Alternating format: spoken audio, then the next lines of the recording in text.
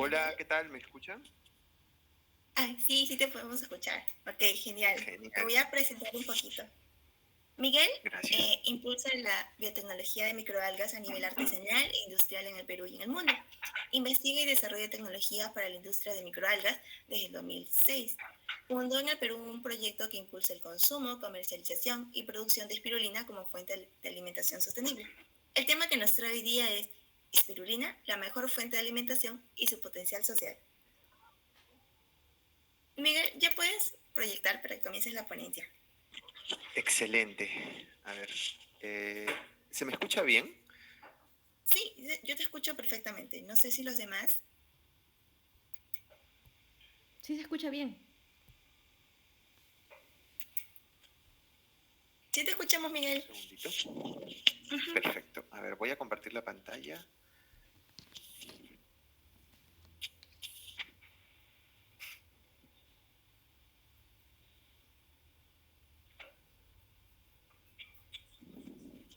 ¿Me podrías confirmar, por favor, si se ve la pantalla? Sí, sí se puede ver la pantalla. Perfecto, muchas gracias. Gracias por la invitación. Eh, Gracias a todos los asistentes por su escucha hoy. Yo soy Miguel Castro y soy fundador y pertenezco al equipo de Inti Pacha Microalgas.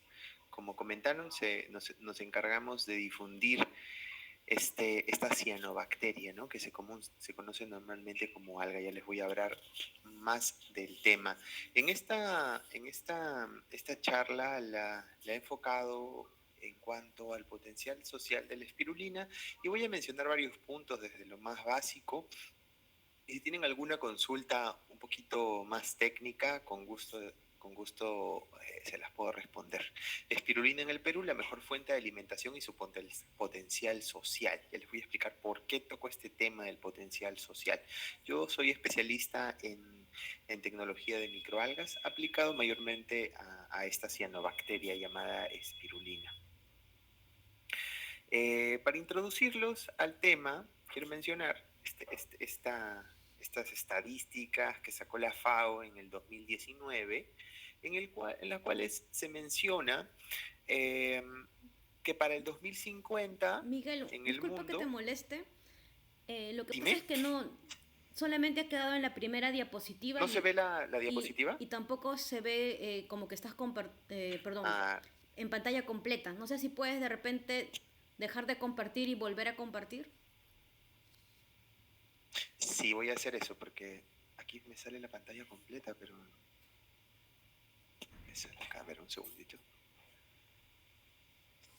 Ya dejó de compartir, ¿cierto? Sí, Sí. Acá. Voy a compartir mi pantalla mejor.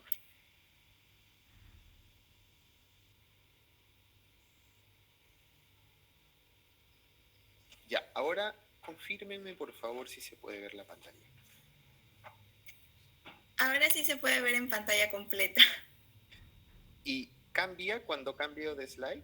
Sí, sí. Ahorita estamos viendo una Perfecto, imagen. perfecto.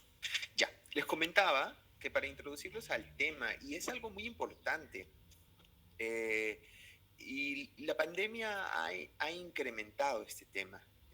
Como les comentaba, en el 2019, un dato prepandemia, la FAO publicó que para el 2050, no nos falta mucho, seremos en el mundo 9.7 mil millones, que sería 30% más de la cantidad de población que tenemos hoy.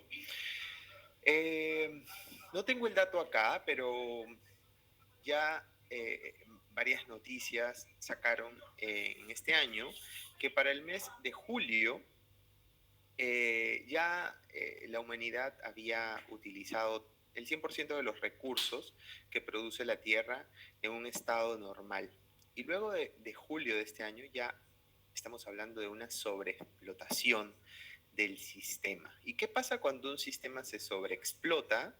comienza a ocurrir carencia, ¿no? La productividad baja, se generan virus como el que estamos teniendo en la actualidad para poder hacer un control poblacional para que se regularice el sistema que está en sobreexplotación.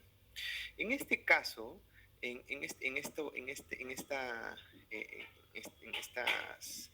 esta prospección, si es que esto llega a pasar, vamos a tener escasez de agua, sanidad, educación, alimentación y empleo.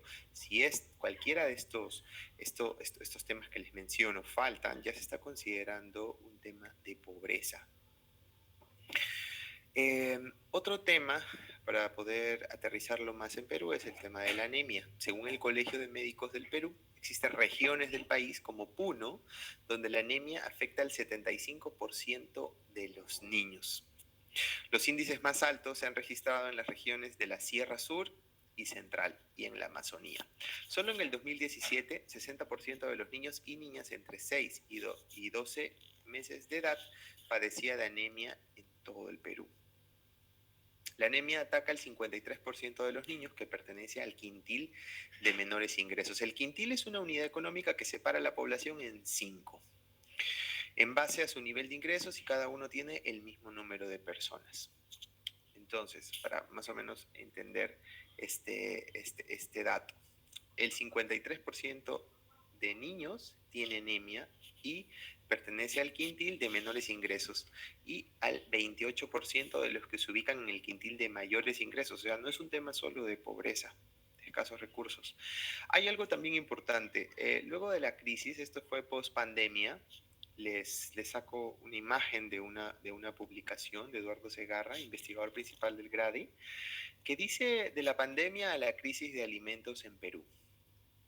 Esto ya se preveía para mucho tiempo después, pero la pandemia ha acelerado muchas cosas que iban a llegar en muchos años. Y la nota dice: en mayo, el 14% de hogares no pudo comprar alimentos con proteínas como carnes, pescados y huevos por falta de dinero. En todo el país, solo en sectores urbanos, el número ascendería a 3.5 millones de personas, sin contar a las zonas rurales duramente golpeadas. Con el alto número de contagios en los mercados y el olvido del Estado hacia pequeños agricultores, se está generando una disrupción en los canales de abastecimiento de alimentos. Esto ha sido post pandemia y muchas cosas que ya se han regularizado. Pero vuelvo a lo mismo: crisis alimentaria. Según estos datos, según el Instituto de Nutrición de Centroamérica y Panamá, el INCAP, la seguridad alimentaria nutricional es un estado en el cual todas las personas gozan en forma oportuna y permanente de acceso físico, económico y social a los alimentos que necesitan, en cantidad y calidad, para su adecuado consumo y utilización biológica, garantizándoles un estado de bienestar general que coayude al logro de su desarrollo. Según la ONU y la FAO, desde la Cumbre Mundial de la Alimentación, CMA, en el 96, la seguridad alimentaria a nivel de individuo, hogar, nación y global se consigue cuando todas las personas en todo momento tienen acceso físico y económico suficiente, a suficiente alimento seguro y nutritivo para satisfacer sus necesidades alimenticias y preferencias, con el objeto de llevar una vida activa y sana. Eso quiere decir, según estas denominaciones, que ya tenemos problemas de seguridad alimentaria y que se han acrecentado luego de la pandemia. Y luego de mencionar esto, no todo es pesimista. Y aquí es donde les comienzo a mencionar sobre esta cianobacteria, oro peruano de la nutrición. ¿Por qué le llamo oro peruano de la nutrición? Porque normalmente cuando escuchamos hablar de espirulina, hablamos de el frasquito en cápsulas o en polvo de un alga de color verde en polvo, que uno no sabe el origen, normalmente creen que es de mar y que viene del extranjero, ¿no? Sin embargo, en la época de los 80s, en la laguna de Orovilca de Ica, crecía una microalga llamada espirulina. Así es como lo conocían, ¿no? Hoy ya sabemos que es una cianobacteria, no una microalga. Orovilca en quechua se deriva de la palabra cori, huilca, que significa oro sagrado. Muy similar al carácter sagrado que tenían lagunas donde había espirulina, llamada tecuitlat en México por culturas mesoamericanas. Ya por información que se ha podido rescatar de las bibliotecas de Ica, se sabe que no solo había espirulina en Orovilca, la había en Huacachina y en la mayor cantidad de lagunas que habían naturalmente en Ica. Lamentablemente la mayoría de lagunas en Ica se secó. La laguna que existe hoy en día es Huacachina, pero ya no tiene un carácter natural, le agregan agua para que siga y no se seque. Entonces esto diluyó el agua y la espirulina murió. Felizmente, algunos científicos franceses y estadounidenses recogieron algunas cepas, se las llevaron al extranjero. Actualmente, algunas cepas peruanas se cultivan más en el extranjero que acá. De esta manera, hoy podemos estar seguros y sabemos de que nosotros como país tenemos cepas de Arthrospira platensis, comúnmente llamada espirulina. Para comentarles también algo interesante de estas lagunas de Ica, por los lugareños, culturas ancestrales del territorio, se consideraban todas estas lagunas como sagradas. ¿Por qué? La gente iba a estas lagunas para sanarse. Esto se sabe un poco también en Huacachina, que tenía un carácter sagrado y sanador. La gente iba, se agregaba los barros de la laguna y se sanaba de muchas enfermedades. Esto sirvió para hacer varias investigaciones en cuanto a los beneficios de la espirulina a la piel. Hoy se sabe que la espirulina es excelente regenerador de la piel, ayuda a muchas dermatitis, en fin, tiene muchos beneficios para la piel. Si hablamos ya un poquito más en concepto de la espirulina, ¿qué es? Espirulina, así como palabra, está en español y en latín. Español con E al inicio y espirulina con S al inicio está en inglés y también en latín. El nombre científico de las dos variedades o especies que se producen comercialmente en el mundo es Arthrospira platensis y Arthrospira maxima. La segunda ya se conoce con otro nombre científico que les voy a mencionar más adelante.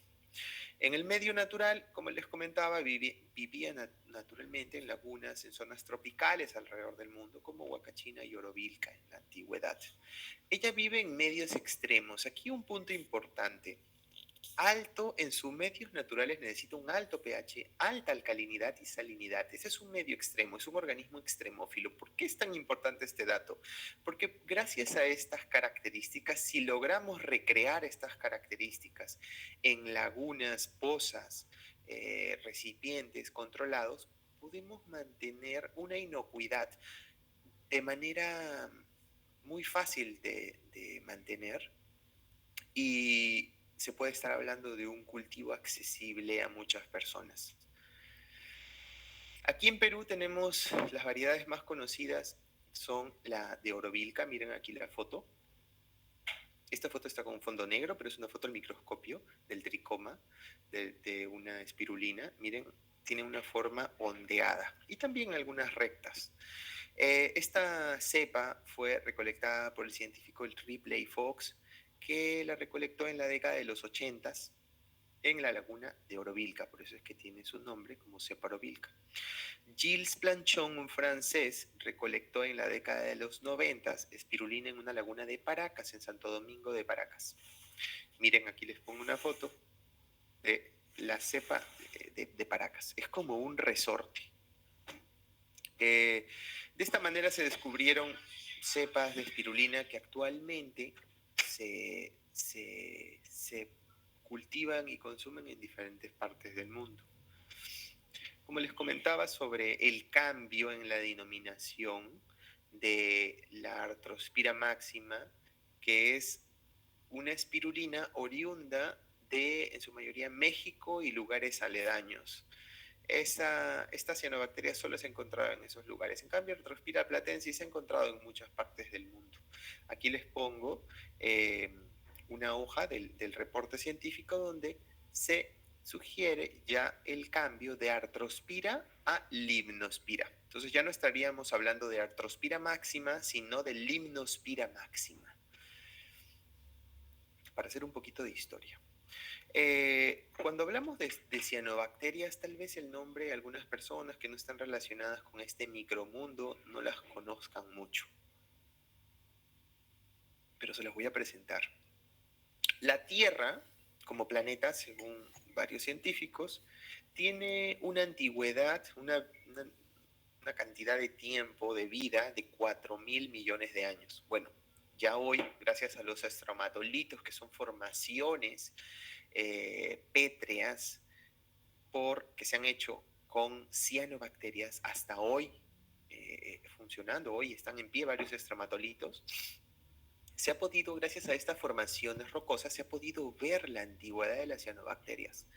Y estamos hablando de 3.500 millones de años de antigüedad.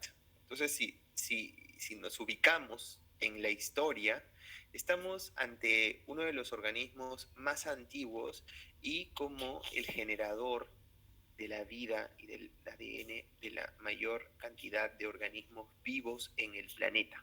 Y hoy en día se presenta como una esperanza para poder asegurar la alimentación en el mundo. Ya vamos a ver un poquito por qué. Para ya irnos más al mundo moderno, 1521 en Mesoamérica, muy cerca a México y lo que ahora es México, se consideraba a la espirulina como un alimento sagrado por culturas originarias de ese lugar. No la consideraban como un alimento, nada más, la consideraban como un ser con el cual tenían una relación espiritual, no solo como alimento. En el 1930, en África, en una laguna muy parecida a las características de Huacachina, porque es un lugar desértico, muy árido, se encuentra la tribu de Canembú, a las riberas del lago Chad. Aquí estas personas consumen espirulina de manera típica. Tienen platos con espirulina y a la espirulina le llaman dije. Luego, en 1973, en México,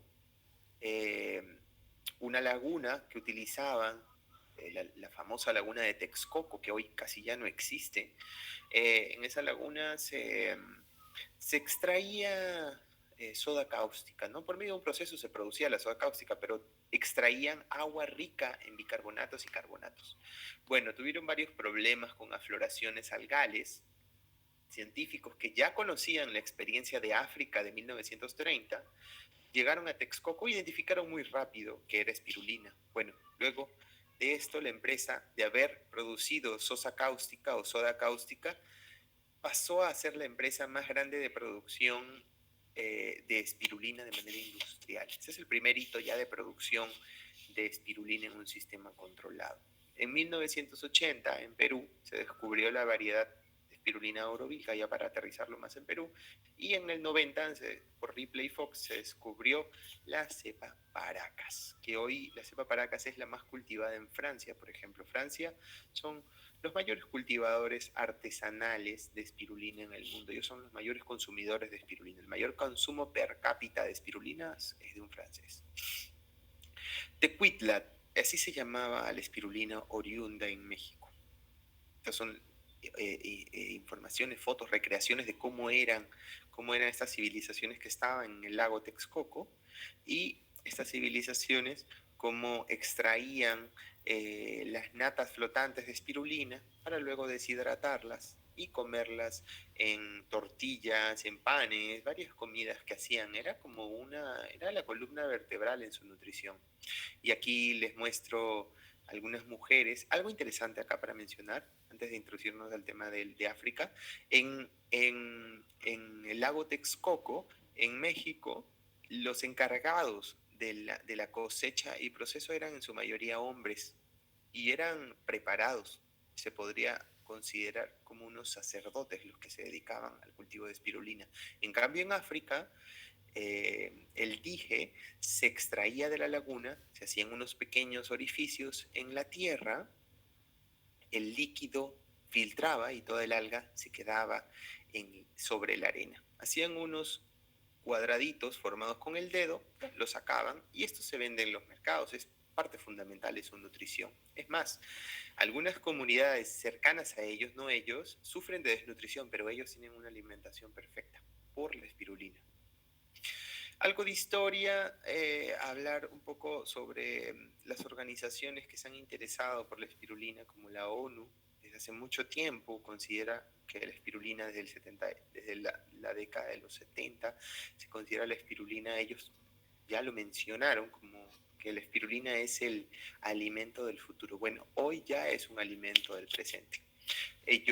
La ONU creó el IMSAM, que es una organización para difundir el uso de la espirulina en lugares de extrema pobreza. La FAO también la viene incentivando hace mucho tiempo y la NASA la utiliza como alimentación para astronautas por el tema de que tiene gran cantidad de nutrientes. Si hablamos, para tener una noción, 1 gramo de espirulina deshidratada equivale a 1 kilogramo de frutas y verduras en cuanto a aceites esenciales, vitaminas y minerales.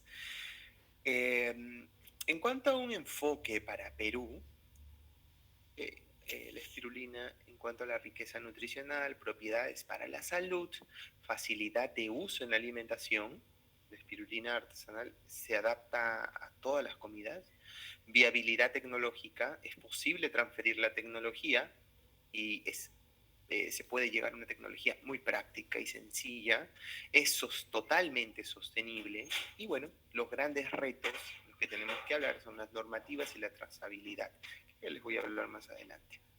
En cuanto a la riqueza nutricional, 60 al 70% de proteínas, 375% más que el queso de soya y 200% más que la carne de res. Una proporción equilibrada de aminoácidos. ¿Eso por qué? Porque para tú saber que una proteína es de buena calidad es que tiene que tener todos los aminoácidos esenciales y una proporción equilibrada de estos.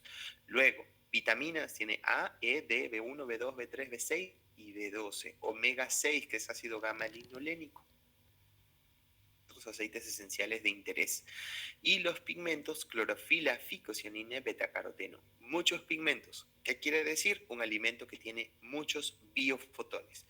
Compuestos energéticos biológicos muy importantes para tener un funcionamiento adecuado del ADN en nuestro cuerpo y por ende todo un funcionamiento integral adecuado. Minerales, el hierro es lo que más tiene la espirulina, por eso es que se propone mucho en proyectos para la lucha contra la anemia. Zinc, ácido fólico, calcio, potasio, manganeso, fósforo y magnesio. Y lo más interesante de esta cianobacteria es que es muy digerible. Si estamos hablando de algas marinas, estamos hablando de una digestibilidad de un 50% aproximadamente, al igual que las verduras. Consumimos 1 kilo de verduras y solo vamos a aprovechar 500 gramos, el 50%. ¿Por qué? Por la pared celular de celulosa, que es muy difícil romperla en el organismo. Bueno, las cianobacterias no tienen pared celular de celulosa, sino mucílago, que es como una proteína muy fácil de romper. Entonces, todos los minerales, proteínas, vitaminas, omegas y pigmentos son asimilación. Es más, ya se ha descubierto la asimilación alta del hierro. Si vamos a comparar un poco con otros alimentos, vamos a tener estos datos bien interesantes, que es 4.400% más hierro que el hígado de vaca, 1.600% más betacaroteno que las zanahorias, 6.600% más hierro que las espinacas y 500% más calcio que la leche entera. En cuanto a propiedades de la salud interesantes, el control de la diabetes ayuda a regular el azúcar en la sangre, activación del sistema inmune, y aquí me voy a detener un poquito. Se han hecho varias investigaciones y están corroborando y se siguen haciendo más investigaciones. Si les interesa ahondar en cuanto al tema de las propiedades para la salud, me escriben porque hemos dado, aparte de todos los webinars que damos gratuitos, hemos dado un webinar especial donde se hace una revisión bibliográfica de las investigaciones que están dándonos a conocer los efectos de la espirulina. Y la activación del sistema inmune es muy importante que se las mencione porque consumiendo espirulina, y específicamente por la ficocianina que tiene dentro, la espirulina tiene un efecto bien interesante y es que desactiva algunas proteínas, en sí, una proteína que es esencial para que el virus pueda adherirse a la célula y luego replicarse. Bueno, ya se ha demostrado que la espirulina desactiva esa proteína y por ende el virus no nos hace efecto. Esto ya se ha comprobado y es un efecto muy parecido al que buscan algunas vacunas. Previene la osteoporosis por la cantidad de calcio, es un potente antianémico. Se ha descubierto que en cuanto a la eficiencia como antianémico, la absorción del hierro es más asimilable que un hierro M o hemo, que es de origen animal. Reducción del colesterol y los triglicéridos, efecto antioxidante, mejora el rendimiento físico, proporciona energía y vitalidad. Este es un resumen de las propiedades, pero hay muchas propiedades bien interesantes. Aquí les pongo algunas investigaciones como sobre el efecto en cuanto al sistema inmune y anemia en personas. Estas son investigaciones ya realizadas en personas. En anemia en mujeres en zonas rurales, espirulina y el virus H1N1. En fin, hay muchas investigaciones bien interesantes. Si les interesa, también me pueden contactar luego, les voy a poner mis datos de contacto luego, porque tenemos una carpeta, una biblioteca virtual totalmente gratuita, donde pueden ingresar para ver los papers de investigación. En cuanto a la facilidad de uso en la alimentación, miren, aquí nosotros hemos realizado muchas pruebas para ver qué tan viable es el uso de la espirulina en la alimentación y se dan cosas maravillosas. Las propiedades organolépticas le permiten su maridaje con toda la gastronomía peruana. Espirulina fresca, con un sabor totalmente neutro, combinada con espirulina, una causa con espirulina deshidratada, helados con espirulina. Se le puede agregar encima de cualquier comida, espirulina con quinoa. Se adapta a cualquier alimento. En cuanto a la viabilidad tecnológica, esto es algo súper interesante porque hemos logrado aquí en Perú transferir la tecnología a todo tipo de familias con perfiles muy variados, algunos con algunos conocimientos básicos en temas relacionados a la espirulina y algunos con ningún conocimiento. Y los resultados son increíbles. Las personas pueden cultivar espirulina en casa con una manera muy, muy simple, muy fácil, teniendo a disposición unas huertas muy pequeñas. De un metro cuadrado puede consumir aproximadamente unas 5 personas. Se puede cultivar en pequeñas pozas, se puede cultivar en botellas, en acuarios, en recipientes plásticos. Muchas de las personas que inician en pequeño, luego lo hacen ya en cultivos más grandes, de unos 1000 litros, para ya hacer pequeños emprendimientos, hacer emprendimiento familiar y local, para proporcionar espirulina a sus conocidos. Aquí miren, por ejemplo, se está haciendo una cosecha de espirulina. Miren cómo la espirulina queda atrapada en los filtros. Este es un filtro. La espirulina es un organismo microscópico y así es como se cosecha. Estas son pruebas de cultivos familiares ya un poquito más grandes. Para todo el tema de mayores escalamientos, es totalmente viable. La espirulina se puede cultivar de manera artesanal, comercial o industrial comercial. Aquí les pongo algunas fotos. Este es de Intipacha, en nuestra organización. Este es de Alimentalcae, una empresa en la que trabajé. Y este es de Alimentalcae, la misma empresa, pero ya a nivel industrial. Como ven, la espirulina es una fuente de alimentación producida a pequeña o a gran escala. En cuanto a la huella hídrica, miren, aquí les estoy comparando diferentes fuentes alimenticias. Carne, 15.500 litros por cada kilogramo, pollo, 3.900, leche, 1.000 por cada litro, trigo, 1.300, cerveza, 75 litros por cada vaso, arroz, 3.400 litros por kilogramo. Y por cada kilogramo de espirulina solo gastamos 250 litros. Para que vean lo interesante del impacto benéfico en cuanto al uso de agua con espirulina. Acá hay unos datos interesantes. Miren, en cuanto al área requerida para producir 1 kilogramo de proteína, lo comparamos con espirulina, el 65% de proteína, solo se necesita 0.6 metros cuadrados y el suelo no es necesario que sea fértil. Esa es otra característica interesante de la espirulina. No necesitamos suelos fértiles. Podemos cultivar en un techo de una casa. El frijol de soya con 34% de proteína se necesitan 16 metros cuadrados y se necesita un suelo fértil. El maíz con un 9% de proteína se necesitarían para producir 1 kilo 22 metros cuadrados y suelo fértil. Y granos para producir bife, carne, con 20% de proteína se necesitarían 190 metros cuadrados y necesariamente un suelo fértil. Bueno, esto de la cantidad de agua se los he mencionado.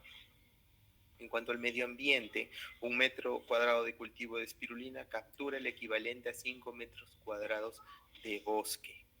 O sea, eso quiere decir que los cultivos de espirulina son como pequeños bosques, pequeños filtradores de aire que están beneficiando al medio ambiente. Uno puede tener espirulina en sus casas, por ejemplo, y está filtrando el aire de la casa.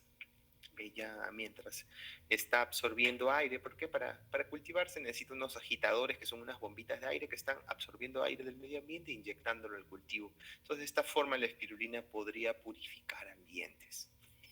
Retos y oportunidades. Es necesario ver temas de normativas adecuadas que permitan el desarrollo de la actividad de una manera segura y sostenible. Tenemos muchos aprendizajes de otros países de los cuales podemos tomar, por ejemplo, el ANSES, que es la Organización de Cultivadores Artesanales de Francia. Francia está muy avanzada en esto, tiene más de 30 años en producción artesanal. Actualmente en Francia hay más de 230 productores artesanales de espirulina. En cuanto a la trazabilidad, es otro reto importante. Y las cianotoxinas. Las cianotoxinas son toxinas que generan otras microalgas tóxicas. Estas microalgas pueden estar en cualquier cuerpo de agua. Entonces, por eso hay que tener mucho cuidado con la espirulina que consumamos. Se han encontrado varias cianotoxinas en espirulinas que vienen del extranjero. En su mayoría, cuando uno compra espirulina en polvo y es importada, en su mayoría la espirulina viene de China. ¿Cómo podemos evitar esto? Sabiendo de dónde viene la semilla y sabiendo que en el cultivo donde están produciendo esta espirulina, sabiendo que allí se están haciendo análisis para analizar eso. Nosotros, ¿cómo lo hacemos? Analizamos las semillas que distribuimos, las mandamos al extranjero a analizar para que sean totalmente seguras y les damos un seguimiento a los cultivadores.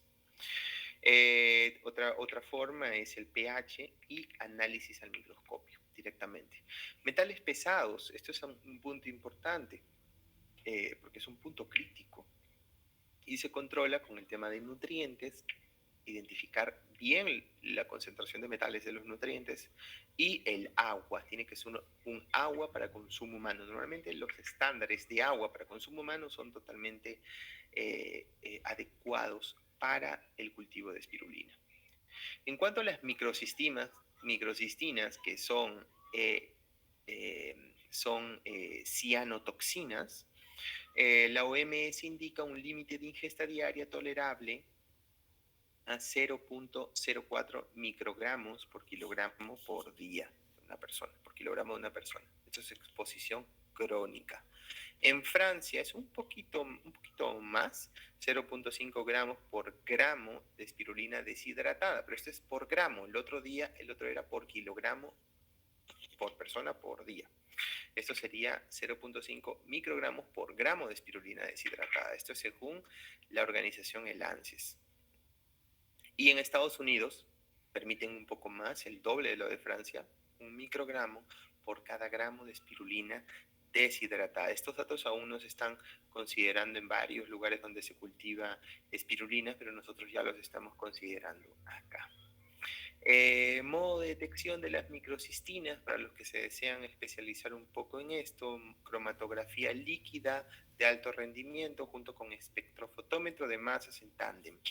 También inmunofluorescencia con anticuerpos dirigidos a microcistinas y medición de inhibición enzimática, proteína fosfatasa 1. Eso también lo pueden conseguir en la Asociación de Productores de Espirulina, el ANSES. En cuanto a la trazabilidad de metales pesados, es necesario que la espirulina que se consume tengan estos límites de metales pesados: plomo, 1 miligramo por cada kilogramo; cadmio, menor o igual a 0.5 miligramos por cada kilogramo; mercurio, 0.5 miligramos por cada kilogramo; y arsénico, 1 miligramo por cada kilogramo. En cuanto a la labor que estamos haciendo en Perú, hacemos muchas charlas. Los invito a visitar nuestras páginas. Nos encontramos en Facebook y en Instagram como Intipacha Microalgas. Damos continuamente charlas y webinars informativos, porque una de nuestras labores es difundir el uso y producción de la espirulina en el Perú y el mundo. También realizamos programas de capacitación, programas nacionales e internacionales, donde enseñamos a las personas a cultivar tanto a pequeña y gran escala, tanto cultivo familiar o cultivos más grandes.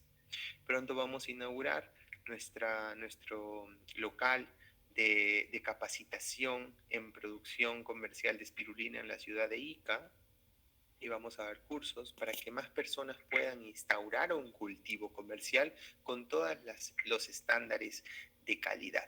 Damos capacitaciones, transferencia tecnológica y abastecimientos de insumos para cultivos. Eso sería todo, y me despido dándoles una pequeña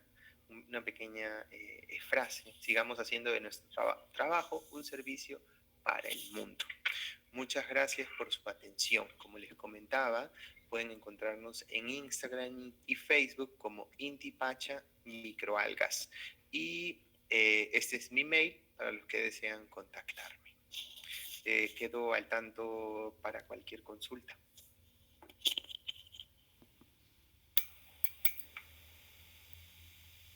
Ok, muchas gracias. Fue una excelente ponencia. Esperamos, no sé, si alguno de los asistentes tiene alguna pregunta para Miguel. Ok, aquí Buenas tardes. Claro, Yamir, puedes hacer tu pregunta, yo después te hago otra. Sí, van a disculpar, es que no encontré la manito. Es por eso que hablé. Bueno, gracias por la ponencia. Estaba muy interesante. Tengo una consulta y es sobre la ficocianina. Si ustedes trabajan en la extracción de la ficocianina a partir de la espirulina u otras algas.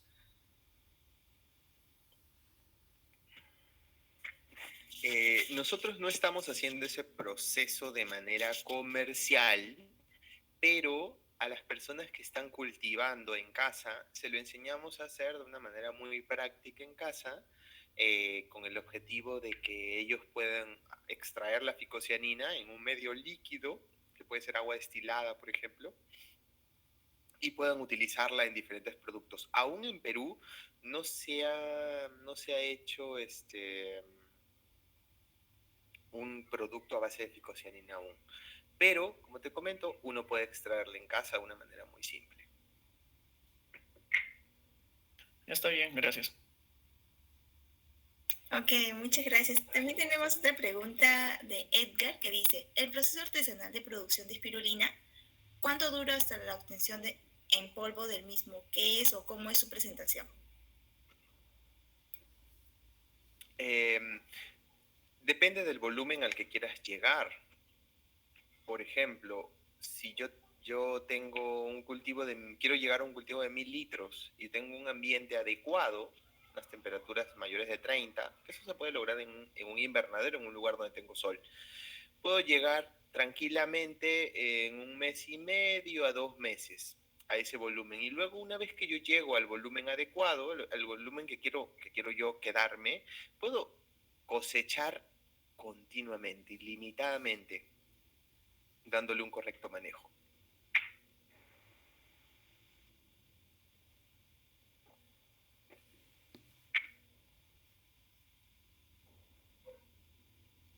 Ok, muchas gracias.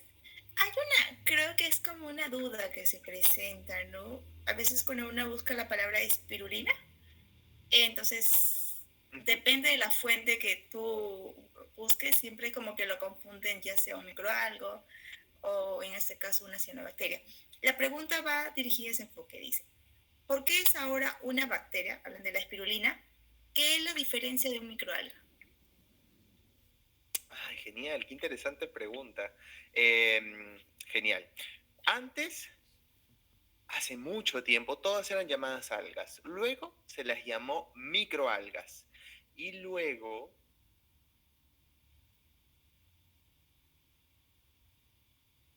únicamente, se consideró microalga a muchos otros organismos fotosintéticos que no eran de la familia de lo que ahora se llama cianobacterias. Las cianobacterias son procariotas. La mayoría de microalgas son eucariotas. Como vemos, organismos totalmente diferentes, de dos reinos diferentes, células totalmente diferentes. Las procariotas tienen un nucleolo, no tienen un núcleo definido, no tienen organelos definidos. En cambio, las eucariotas sí tienen organelos muy definidos.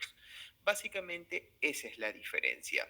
Es más investigaciones taxonómicas que ayudan a identificar, seleccionar y organizar de la mejor manera los organismos vivos. A veces consideramos que los taxónomos nos están complicando la vida, pero bueno, su trabajo es ayudar a que todos los organismos vivos o la mayor parte de ellos se seleccionen adecuadamente para que sepamos de qué estamos hablando, ¿no?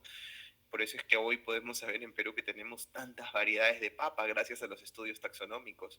Entonces, básicamente es eso, diferencias en la morfología del organismo.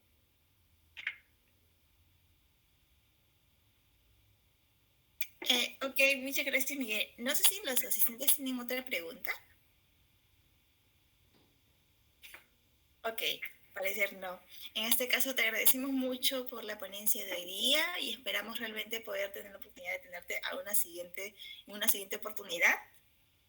Y espero que realmente también hayas disfrutado. Muchas gracias a ustedes. Sí, igualmente estamos muy felices de conocerte. Sí, gracias. Igualmente agradecemos mucho